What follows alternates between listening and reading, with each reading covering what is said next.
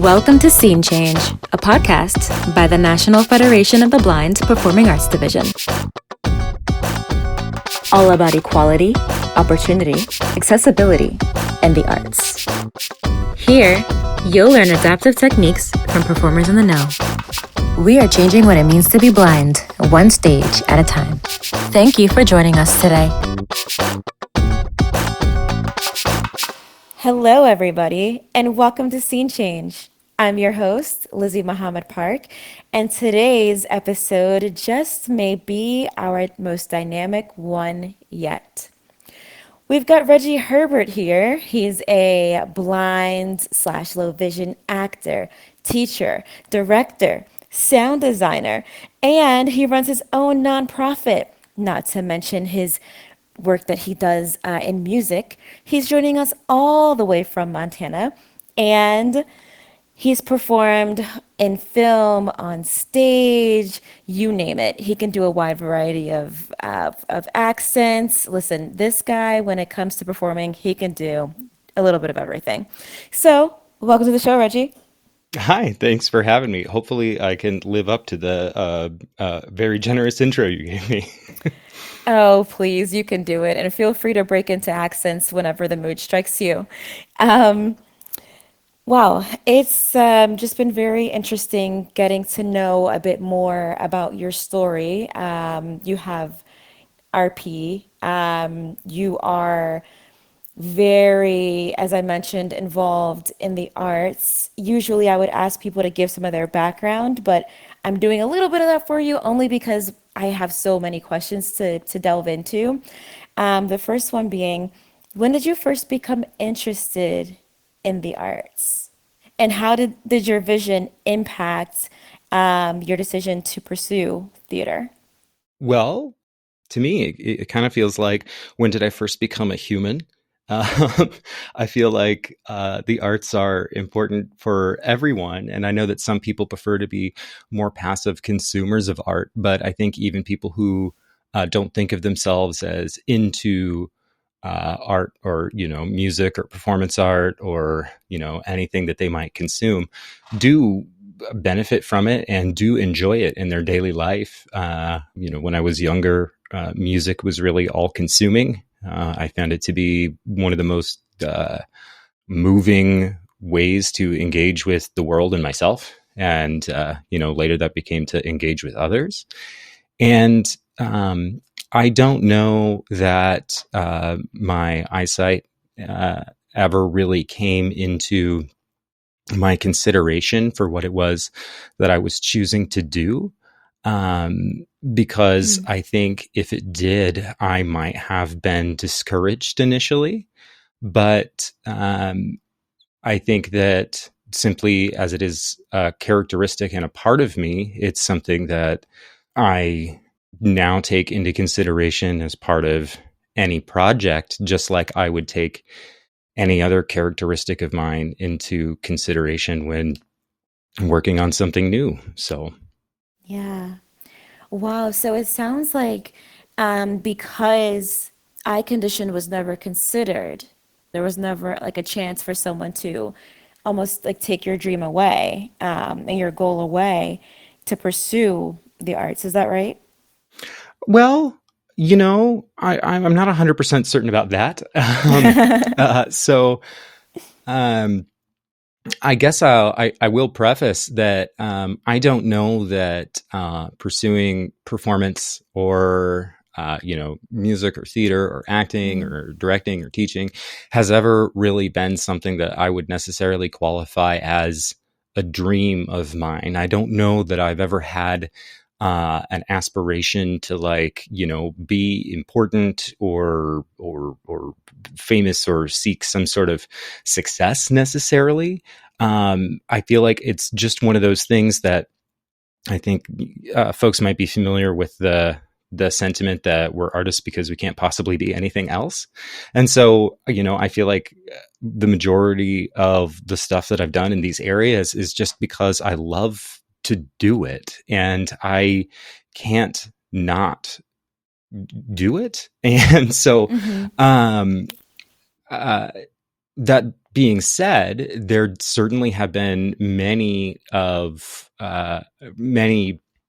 hurdles along the way, and I think that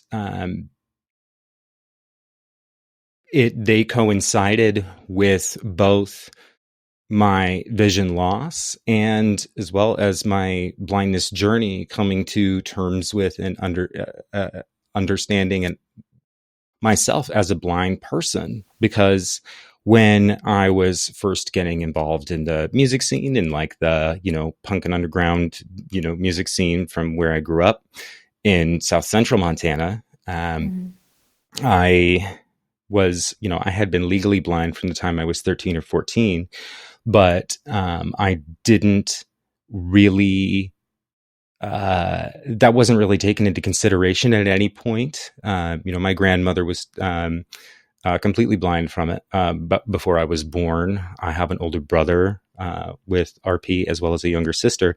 So it was something that I knew was a fact of life, but vision loss didn't seem to be taken very seriously.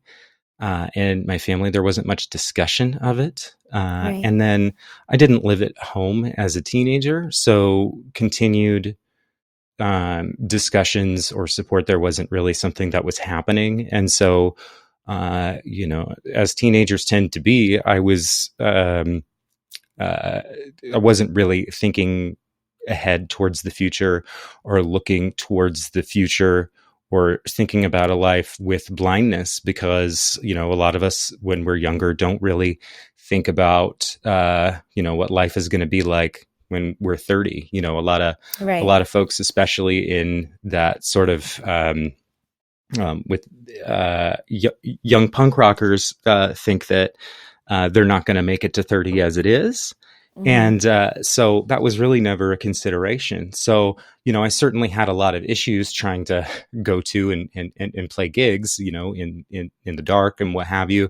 But at the time, not understanding any sort of, disability social dynamics, I just treated it as something I was vaguely embarrassed of. And, to be honest, that's something that continued. There was a 6 or 7 year gap in between graduating high school and attending my undergrad. And even at that time, I had become a cane user in the Hmm. intervening time, but I was still embarrassed. You know, Yeah. in my undergraduate studies, there were courses that, like for instance, I wanted to take a lighting design course because Hmm. that seemed more interesting than doing scenic design or something. And I was just told that, like, no, this isn't for you. You can't do this. And at the time, I Hmm. didn't understand how to advocate for myself. And I also didn't understand that I knew I'm the one who gets to decide what's appropriate for me. Right. Because at the time, I was angry and a bit bitter that I was told that, but I also didn't Hmm. understand that if that was something I really wanted to do, I could have worked with them and advocated for myself and explained that them telling me that was inappropriate, Right. and found a way to find appropriate modification or accommodations or even Right. modifications. But so and learning to navigate in a backstage area, and all that sort of thing, the things that I'm certain many listeners of the podcast might be familiar with, was something that was I treated very personally, and not as an access issue but as a personal issue, because I still didn't Hmm. understand the fundamental social model of disability. It wasn't until I was in graduate school that I began to suspect that there was something more to this. And that's when I started looking into disability theory. And I included that Hmm. as part of my practice as research. And I realized that um, it, the issues of access were much greater than considerations for, doing something like navigating backstage. It was our entire pedagogy for performance and practice was completely geared towards able-bodied and sighted people. And my ability to participate in my education was severely hampered because of that. And um, I also began to learn to advocate for myself. And that continues to be an uphill battle. I'm very grateful that I have allies. And I'll just say, the NFB has been an incredible ally and source of strength. Just Mhm. knowing and being able to work with like-minded folks who, regardless of what field they're in, um, also deal with the strain of self advocacy on a daily basis. Right. But it's also really empowering to be able to work with folks like that. So, For sure. 100% agree with you on that. And also, what I heard you say before is that the arts are just so natural for you. You know what I mean? That it's not, I like what you said before. You were like, it wasn't that it was like a dream or a goal. It's just, just came. It was so natural. So, would you be the same person you are today without having had the struggles, the personal successes and struggles that you've had, given your positionality, given you as a blind person? oh, no, of course not. Being blind is part of who I am, and there's no way that I would Mm-hmm. be able to engage in the arts that I do in the way that I do without it. I think that, to be Yeah. honest, if I were, I have absolutely no idea if I would still be interested in teaching if I wasn't blind, but let's just suppose that I was. Yeah. I do not think Mm-hmm. that I would have considered um, people's bodily and like life experience variation in the same way that I do now. I mean, I'm a cis straight white guy, and historically, we're not very good at taking other people's needs into consideration. And I do think that in my graduate studies, when I was looking at disability theory, those theories are all really interconnected, learning about the ways that people have treated each other historically, people from marginalized groups, and I feel like it's just, if you focus on including folks from all walks of life, you just can so much more effectively work with people. I feel like that I just said a truism because, I mean, obviously, right? But universal design is Mm-hmm. important not just because Yeah. folks with disabilities can participate, but because they no longer are an afterthought. Because being disabled is just, it's normal. Mm-hmm. Like a quarter of like everyone is disabled. And so to tack on accessibility Right, as right, right. something that you consider after you've done all the normal prep is just, uh, it's it's kind of confusing and astounding to me that that's the way some people still work. It's just not effective, and it Right, makes right, it makes an instructor or a producer or anyone have to just do so much more work anyway. And I often find that they're resentful of it because they're like, "Well, this would all be fine if it wasn't for you." People just demanding stuff. I guess we'll get it figured out. No, everyone, even if they present or appear as an able-bodied individual, they have a different skeleton than I do. They stand differently than I Yeah. do. They have different tendons and ligaments and muscles, and they have a different life that's carried in the body that they live in. And so I can't know what that is. And it would be really, really presumptuous of me to assume that I understand where they're coming from.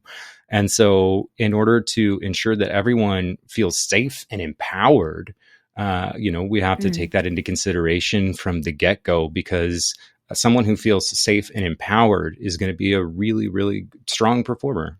exactly. Specifically for students with disabilities, I just felt like this could be so powerful because so often we're told, that we cannot fulfill certain roles. So I always think, wow, wouldn't that be cool to design set costumes. But then I already know before even knocking on that door and attempting something like that, people go, "Oh no, you're blind. You how could you design costumes or this or that?" So my follow up question is, how have you seen this exercise expand a student's confidence and really empower them as they imagine themselves in these roles that were previously unavailable to them? I taught an acting class at one of our local arts nonprofits that does have a space. And while it was a small class, I worked very hard to ensure that I took accessibility into account from the get go, as I always Mm-hmm. do. I encouraged folks with disabilities to sign up, and folks from all walks of life. And there was a wheelchair user in the class, and I quite a Mm-hmm. lot of my um, like my acting practice does come from a very physical place. I do believe that exploration of movement and our ability to embody our acting experience is really one of the best ways to get involved, you know, because otherwise we're just sitting there in our heads just thinking about acting instead of just doing it, you know, because it is a really active thing. And Mm-hmm. I wanted to ensure that I spoke with this person from the beginning, because just because they're a wheelchair user does not mean that they do not they do. I mean, they move just as much as any of us, Right. and they do have a bodily experience just like any of us.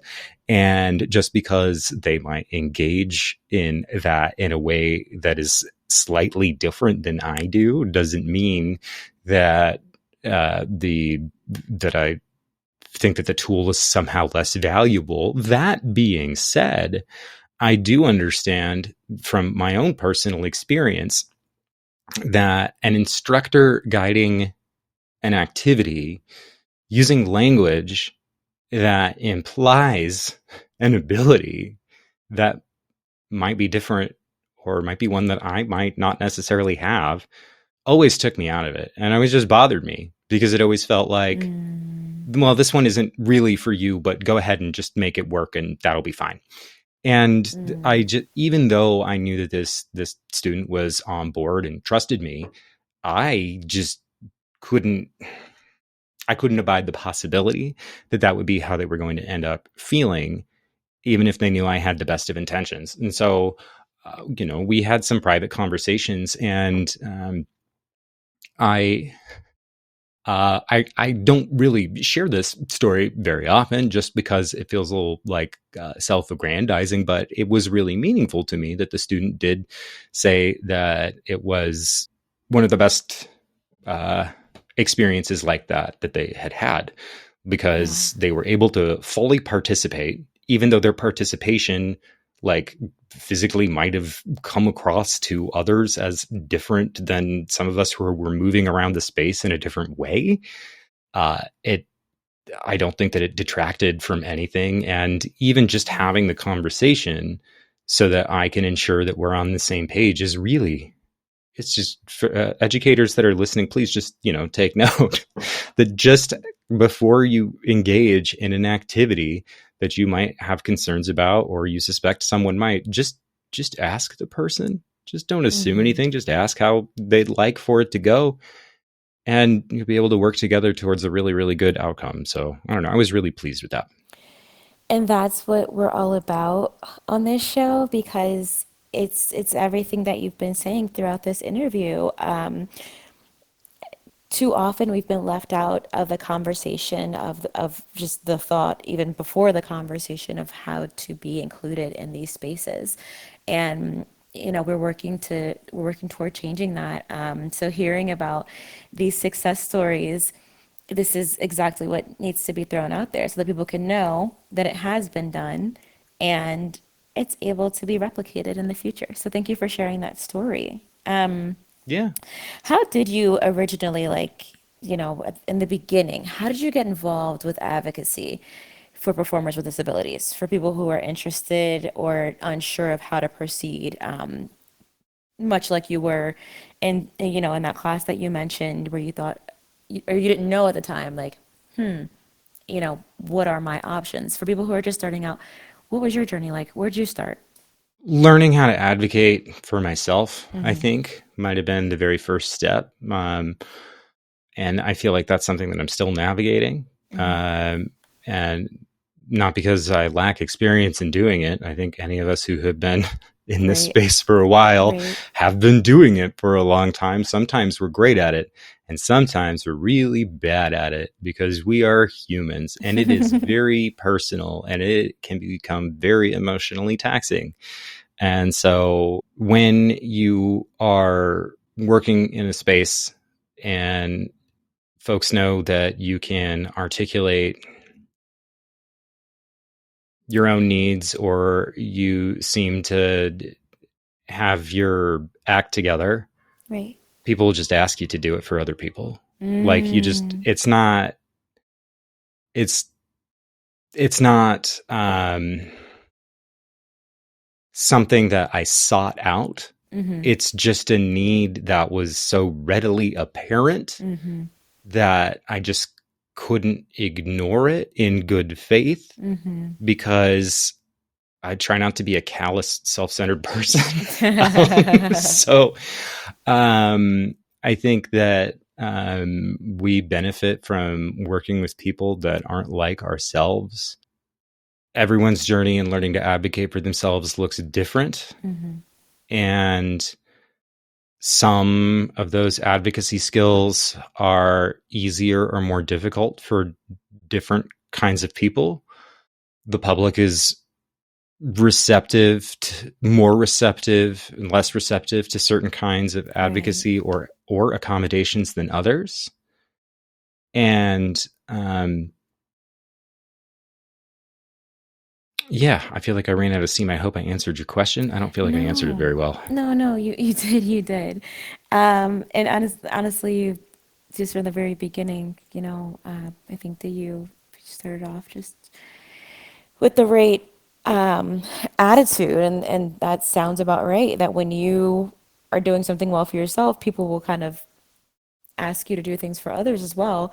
So, what about the audio description consultancy piece? Did you feel like you needed any training or anything, or was it just like, I want to be able to watch plays and I want to experience them fully? Um, you know, here's how you audio describe. Like, is that sort of how that went, or did you get training? How did that work with the audio description piece? Yeah, so that's still developing, Mm-hmm. like anything that Mm-hmm. anything that we're doing that we care about, right? So when I was in graduate school pursuing my MFA in acting, as graduate students, we were meant to engage critically with all of the main stage productions that our schools involved in, and I wasn't able to engage with them. Mm. Mm-hmm. They're like, okay, well, you know, you have to go watch this musical, which isn't really my forte. Mm-hmm. So that just means I'm stuck in a very large theater with a bunch of, Christmas music. And I guess that's it now, like, what am I, when we were supposed to write our initial, critical engagement papers with it. I was just like, what am I supposed to do with that? Right. How do you want me to engage with this? Because you folks, you are aware that audio description exists and is considered standard in larger theater markets, Right. right? Like, and no, they were not aware I of was that. gonna say probably no, they weren't aware. Yeah. No, they weren't. Mm-hmm. Mm-hmm. And so brought this to their attention, and because they weren't aware of it doesn't Mm-hmm. mean that they were doesn't mean that they ignored Right. my request, Right. and so to their credit, they did work with the Montana Repertory Theater is um, a professional theater company that is nested that works within the University of Montana School of Theater and Dance, and Mm-hmm. so it's kind of like a if it were if we pretend that the School of Theater and Dance at the University of Montana was, say, a science school or something, Right. like the College of Health Sciences or something. Uh, a lot of times in large universities that have smaller colleges within them, sometimes those will have research institutes. Hmm. So they're like, groups of labs that are under one organizational name, and they operate through that organization. And in the School of Theater and Dance, the Montana Repertory Theater operates in very much the same way. It's its own independent organization, but it is partially funded through the University of Montana and operates out of the School of Theater and Dance building and stuff. Hmm. And so their new artistic director that got hired on the same year that I started graduate school was the previous artistic director of the Actors Theater of Louisville. So he knew folks who did audio description and how that worked, because they did it there, because Hmm. that's common in other parts of the Hmm. country.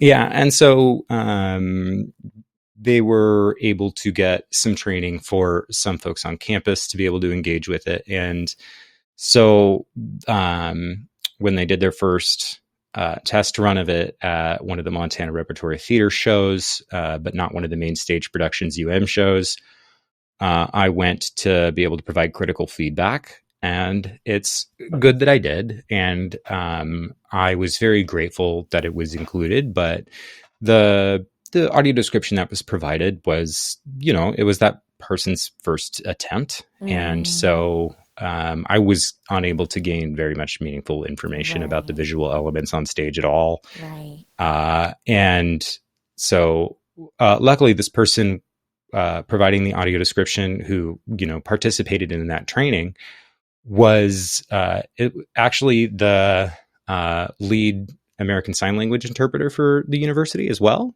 So they cared a lot about access and inclusion. Good. Just theater wasn't their area of expertise, and they volunteered to learn audio description just because they Good.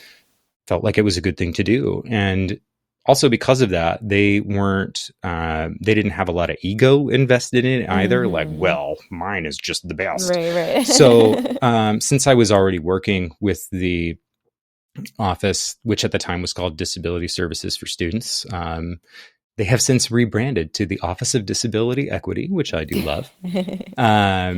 But they hired me on as a consultant to help them Ah. integrate audio description a little bit more seamlessly from the technical side, from the audio side, but as well as to provide critical feedback as both a theater practitioner and as a blind person using the service.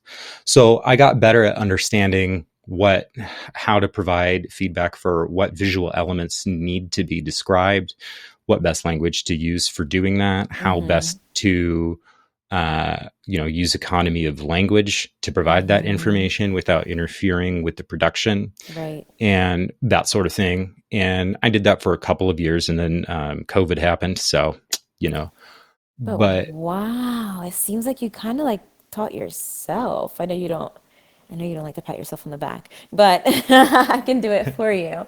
Um, what are sort of some key highlights that you all offer? I believe this might even be through a quantum dream, which we'll get into next, because I haven't introduced it yet. But this might even be through your nonprofit. But what are sort of some highlights that you all offer to show people like, no, you really, this is a worthwhile investment, this accessibility and disability etiquette training. yeah, so that is offered through a quantum dream. Okay. So, um, yeah, so what we do at a quantum dream, in addition to being a small independent theater company that we're working very hard on our production right now, Mm-hmm. we offer accessibility assessments, and we specialize in performance venues or live events and live performance. But because that's where our area of expertise lies. But we offer accessibility assessments for the physical venue itself, as well as consultation for recommendations for best practice for maximizing inclusion, especially for accessibility for these venues. And we offer the ability to work with the venue to try and help them come up with a plan for what their best option might be for maximizing inclusion there. So, and if folks don't want a full assessment, they're more than welcome to contact us, and then I can give them the breakdown on, what is the difference between closed captions, open captions, and live captions, and what is audio description? What's descriptive video? Is that the same thing? And whether or not they need a push button door open, like stuff like that. So, Wow. because we're from Missoula, Montana, is I think Missoula County went over 100,000 people recently because we have the most inflated housing market in the U.S. right now. It's where everyone who was wealthy decided to try and move to during COVID. So now even a small, what someone might have considered, dumpy starter home or something in Missoula pre-COVID might have gone for, I don't know, $350,000. They're all $1 million now. Wow. Like, yeah. And a 1-bedroom apartment is going to be over $1,000 or something like that. And like, that seems normal for folks living in, like, I don't know, San Francisco or New York. Right. That is not how things are in Montana, but that's how they are here. But we don't have a minimum wage to keep up with it. So, but here, the demand for services like a Quantum Dream provides isn't strong because the awareness of what even this means is also not very strong. But we have been able to work with a couple of places now, and we're hopeful that we'll be able to continue to help folks move into the 21st century when it comes to access and inclusion. So, yeah. Very necessary. Very necessary. And for those who don't know, I had to read this out to our listeners. A Quantum Dream is more than a theater company. It's a hub of inclusivity, creativity, and advocacy. Wow. That in itself is just, it's very necessary in the world that we live in today. And I'm glad that you're ahead of the curve there in Missoula, because when people are ready, they'll know where to go. It'll, a quantum dream already exists, so they'll know exactly where to go to get their needs met. So what was the catalyst for starting the nonprofit? I mean, starting a nonprofit is not easy. You know what I mean? So there must have been something that happened and you said, you know what, this needs to happen now. I like doing collaborative art. I think it's the most rewarding form of art. I've been playing with bands for years and years and years, and it is so much better than making music on your own. It's just so rewarding. But I do find that I gravitate towards being in a leadership position there, because a lot of times I just want to get something done too. And also, I find that I often have strong creative vision.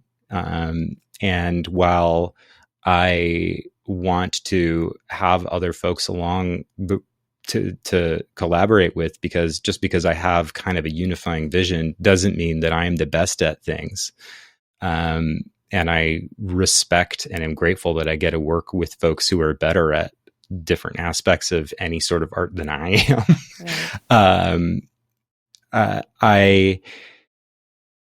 There was a production that I really, really strongly felt the need, the overwhelming urge and desire to produce. And that was 800 Words, The Transmigration of Philip K. Dick by Victoria Stewart.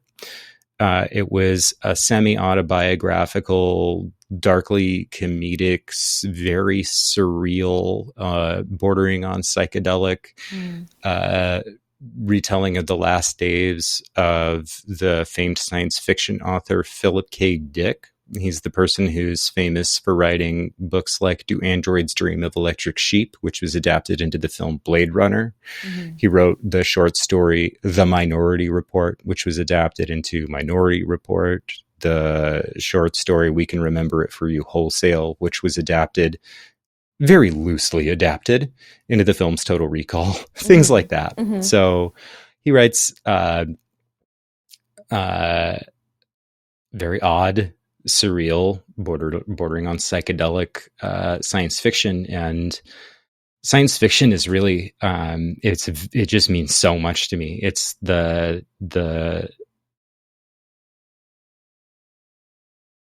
I always am at a loss for words when it comes to discussion to when it comes to discussing what science fiction means to me, because um it is a form of narrative that, when done well, deals with the most important questions that we can conceive of as a species. Who are we? What are we doing here? Yeah. Let's explore our relationship to ourselves, our relationship to technology, our relationship to the earth and other species. Yeah.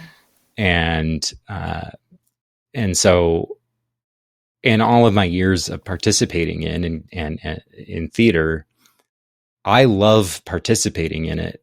But I will say that sometimes I've had a hard time uh, consuming it, or I've had a hard time with a lot of the material, because none of it really, not none of it, but a lot of it just really doesn't speak to me. Mm. Uh, a lot of it is, uh, well, first off, and I know that this is not going to make me very popular with folks in the performing arts division, but just like, I don't do musicals. Like, I just don't play that game. I can't, they just don't. I understand intellectually that people like them, but I just do not understand why. Like, it is not something. And I love music, Yeah. and I love live performance, but somehow, and maybe it's just show tunes. I don't know what it is, but like, I have seen a musical or two that have blown me away. And so I've had to make exceptions, because Mm-hmm. there are some really fantastic pieces out there. Yeah. But in general, I don't enjoy them, and they don't speak to me. And a Mm. lot of just more traditional, as they call them, straight plays, like, just Mm. also, like, I don't know. I don't know how many more, like, heartfelt uh semi-comedic dramas about someone finding themselves in New York or something we have to make. Like, I don't what am I supposed to do with that? And so I wanted to start producing stuff that actually meant something to me, Mm. because I know from, my years in, like, the punk and metal underground Right. subculture, they don't participate in this sort of, like, they don't care about theater because they feel the same way that I do. Mm. And but I don't think it's dumb. I think it's Mm. very, very, very valuable for us to experience narrative together. It's Yeah. very important, because it transcends all of our differences when we are all part of a shared story all at once. And I was like, there has got to be stuff out there that, because I know if it means something to me, there are other people it will mean stuff to them too. And so I started trying to find contemporary science fiction plays, because I had a feeling that there might not be a lot, but there's got to be some. And I found this piece, and Philip K. Dick, uh, he has a very large body of work, and I will not vouch for all of his work, absolutely. But when I read Do Androids Dream of Electric Sheep, it messed me up for like a week. Mm. I was a younger Mm. person, but I was just like, oh my Right. God, Right. that frog. What? Huh? You know, like, and this play, I was just like, I have to put this on. And so we did. Yeah. And it was a ton of work, but partway through the process, or before the process started, I was like, I realized that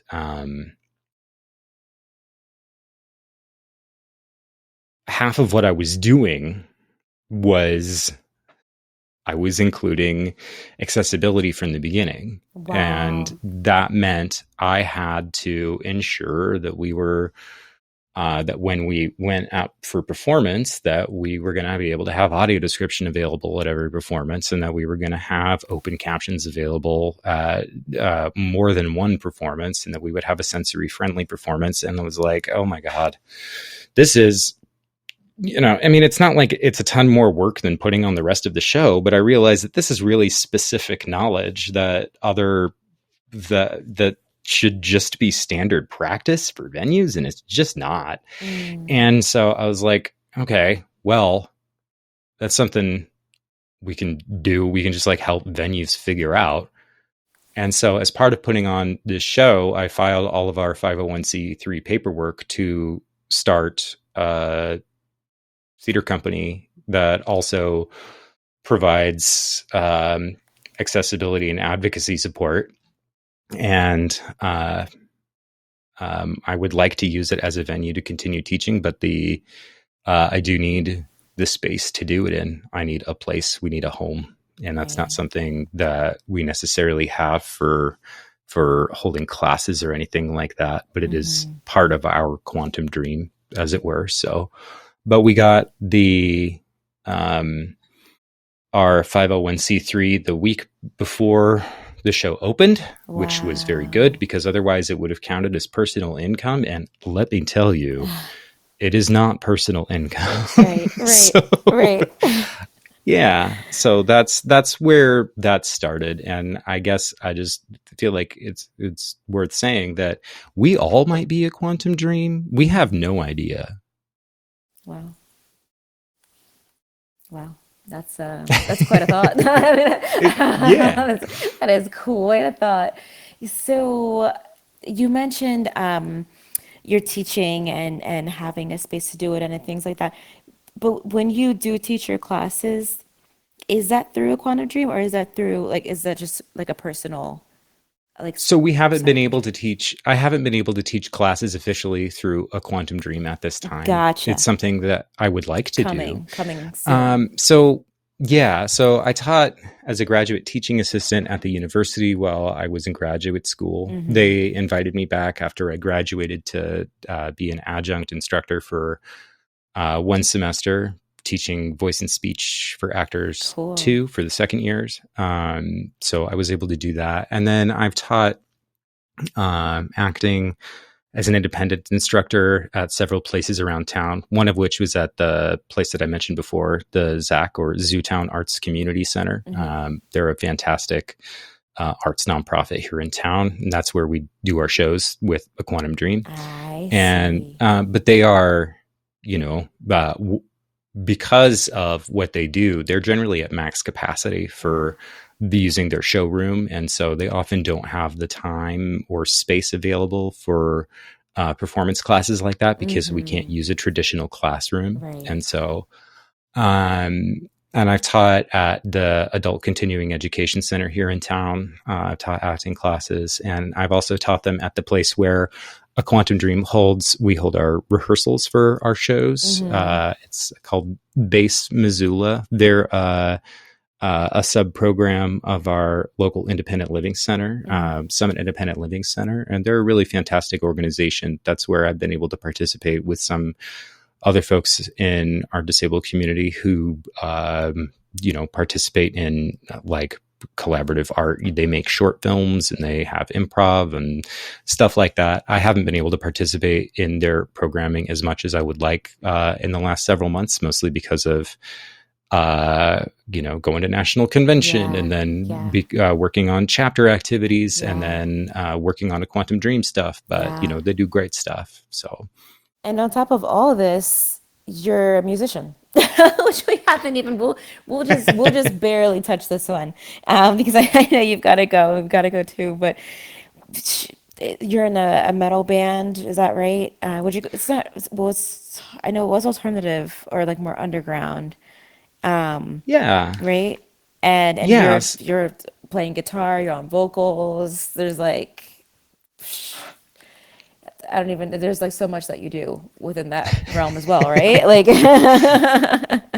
Yeah, music's the best. Um, so you know how they say the sense of smell bypasses a bunch of stuff and Mhm. just like makes you,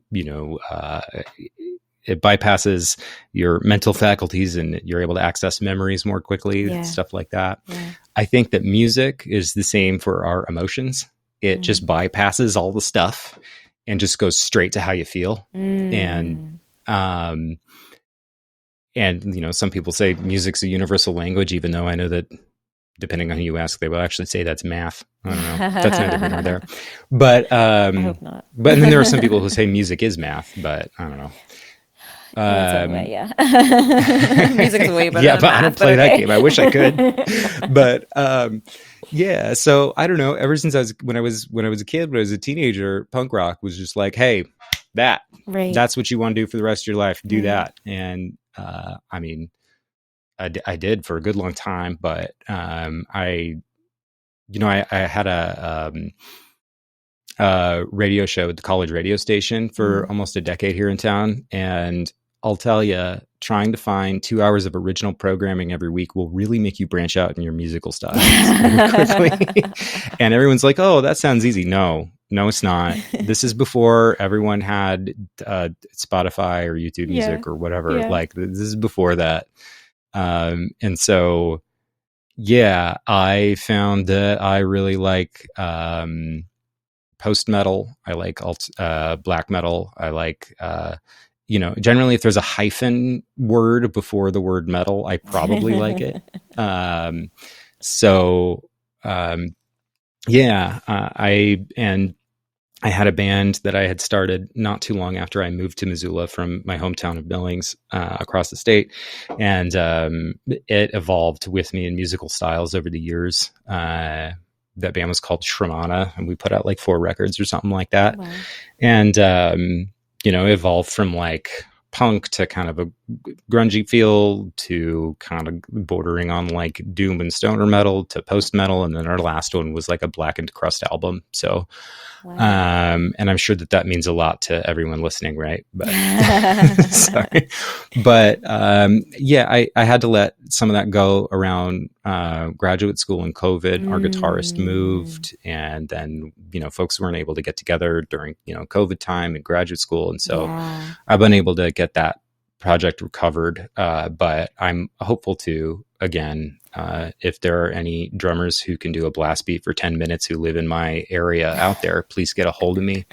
But yeah, I'm now playing in 2 bands, but we're all the folks that I play with are all, we're all close in age. I Mhm. won't disclose that age, but we are old enough that, we don't all go out to a bar on the weekend. That just Mhm. doesn't sound like fun to us anymore. We're that age. So getting together is a little difficult. So I'd say that despite the fact that I'm in 2 bands, I probably average about 2 band practices a month, and they're Mhm. probably like 3 hours. But Mhm. in one of them, I'm actually in with my partner Meg. She's the other Mhm. half of A Quantum Dream. Oh, She's the one wow. who provides the literal audio description. I Mhm. help with the implementation of our technical elements, like the sound stuff, as well as provide feedback on scripts and her actual description. Mhm. And she's also the co-producer and designer for all of our shows at A Quantum Dream. Mhm. She and she's also in a doctoral program right now. So the fact that she's able to do all that just blows my mind. Wow. But she's also the singer, and she plays keys in one of the bands that I'm in. So that band is called Tefra, and we don't have something recorded. I'm hopeful that I'll be able to record us and get us an EP up in like a couple of months. Mhm. So, but yeah, I would say that that's kind of like uh, I'd say like a doom band. So, Wow. I play guitar. She sings and plays keys. Our friend Dwayne plays bass, and our friend Gregory plays drums. And then I wanted to start a different band where I play drums. I haven't played drums full time in a band, Wow. and I would very much like to. If I'm not the one who's writing all the songs, I want to play in a band that is just sheer raw, unfiltered aggression. So like power violence kind of stuff. Mhm. Uh, yeah. So I'm getting better at drums. It's not my primary instrument, but I'm not total rubbish. So Yeah, I meet with a group of guys. Like we've been meeting on and off since like February. I think I don't remember if we settled on a name. I think it's Rosari. But yeah, so I play with those groups right now. It may or may not be Rosary, the name. I believe it is, but I forgot if we agreed on it or not. So I don't want to speak out of turn if they didn't Well, agree to that or not. I mean, that is just so cool. I think we have to do an episode on metal bands because there are quite a few people who play in them and who are interested in them. I know nothing about metal, so someone else will have to host that one. But I will listen and I'll learn. So that'll be super cool. But wow, okay, so we've just covered like again, we've just covered the whole gamut of performances. So why don't you share your socials with people so that they can follow you and keep up with all that you're doing? If they can keep up, I mean, listen, you're doing a lot. So their heads will be spinning, but I think they can do it. I think they can follow you. Okay, thanks. I'm bad at ensuring that we get stuff posted up on socials. I'm the same But way. I probably should be good at it. I just want to do the art, and That's me. Yeah, I get so, it. but it would be better for us if we did, right? So, the major one, we're a Quantum Dream. We're in the middle of producing our show Galatea right now. It's by playwright David Templeton, who wrote this in 2019, and then the Bay Area Spreckles Theater that was going to produce it had its sets built, and they just sat there until 2022 because something happened in 2020 and they couldn't produce it. So Wonder what it that was. premiered. Yeah. It premiered and won 7 awards, and then he was also runner-up for a National Playwright Award. And A Quantum Dream here in Missoula is going to be the second company to produce it, and that'll be going up November 7th at Zootown Arts Community Center. We're very excited. I'm directing this one. And Very cool. if you want to, even if you can't make it all the way out here to Montana, but you'd still like to vicariously follow along with what we're doing, you can find that on Instagram, I guess, at A Quantum Dream, AQUANTUMDREAM. You can also find us on Facebook by just looking up those words, but there are 3 of them: A Quantum Dream. And then myself personally, I don't know. I don't really play the Instagram game very much just because no one ever seems to label their images these days, but I probably should get on there. But I'm Regicide, REGICIDE, Regicide 85. And I'm on Facebook, my name, Reggie Herbert. I also have occasionally uploaded a YouTube video or two. I have acting samples as well as like some dumb videos I've made over the years. Don't judge me, okay? I'm just Reggie Herbert there. And A Quantum Dream has a website, aquantumdream.org. I also have a personal website that I should probably update one of these days, reggieherbert.com. And I should also update our Missoula chapter website because I'm in charge of doing that. So at a certain point, you could go there too. So thanks so much. Wow, well, that was such good information, and thank you for sharing just your insights with us today and teaching us more about advocacy as it relates to theater and film and music and so on.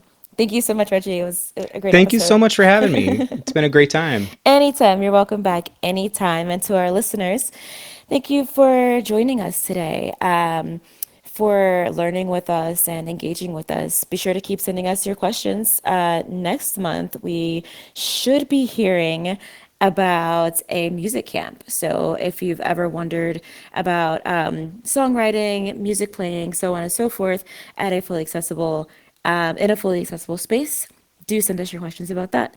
As for now, this has been another episode of Scene Change. I'm Caitlin McIntyre, President of the National Federation of the Blind Performing Arts Division.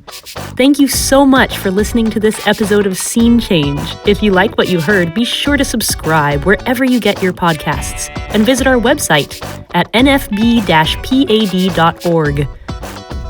There you'll find links to our social media, membership, and resources for blind performers. Thanks to everyone who makes this show happen. Scene Change is produced by Shane Lowe, Joe Schuneman, Precious Perez, Chris Nussbaum, Seyoon Choi, and Aaron Jordan, with music by Ryan Strunk and Tom Page. Remember, you can be the performer you want. Blindness is not what holds you back. We'll see you next time.